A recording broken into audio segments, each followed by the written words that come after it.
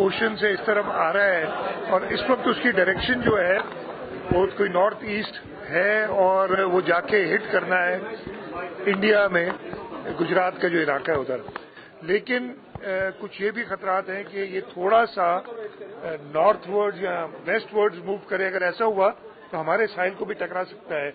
Irrespective टकराए या ना टकराए, इसकी जो इफेक्ट्स हैं, एक तो बहुत शदीद बारिश होनी है और समंदरी पानी जो है ना वो तकरीबन 8 फुट 8 से 10 फुट आ सकता है। और हमने जो सबसे ज्यादा अफेक्टेड एरिया होगा वो डिस्ट्रिक्ट सिजावल का है।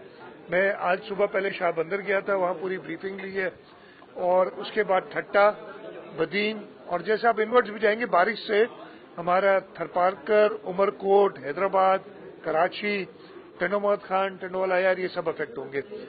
आपने इंतजामात की बात की, जैसे ही इसका पता चला हुकूमत सिंध, और मैं इसमें खास तौर पे शुक्रगुजार हूं पाकिस्तान नेवी का, पाकिस्तान आर्मी का, सिंध रेंजर्स का, कि उन्होंने हमारे साथ मिलकर इमीडिएटली काम किया है।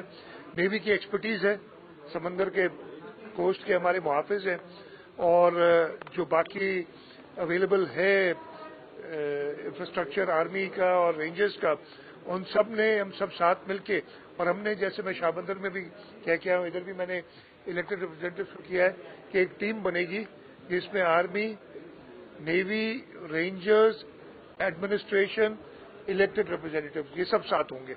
और आप इनका काम खासतौर पर इलेक्टेड रिप्रेजेंटेटिव्स का, जो मैंने आपको बात की कि लोगों को इवैक्यूएट करना है और तैयारी जो है ना, बाकी तो तूफान ने करना है, जो करना है हमने तूफान से पहले करना है। जब वो तूफान हमें हिट करेगा, जो इस वक्त एक्सपेक्टेशन है, उस वक्त आप कुछ नहीं कर सकते, तो आपने जो करना है उससे पहले करना है। इवैक्यूएशन के लिए मैं आपकी तवज्जुह से, आप मीडिया की तवज्जुह से इधर सारे इलाके के लोगों को कहूंगा कि हम ट्रांसपोर्ट प्रोवाइड करेंगे।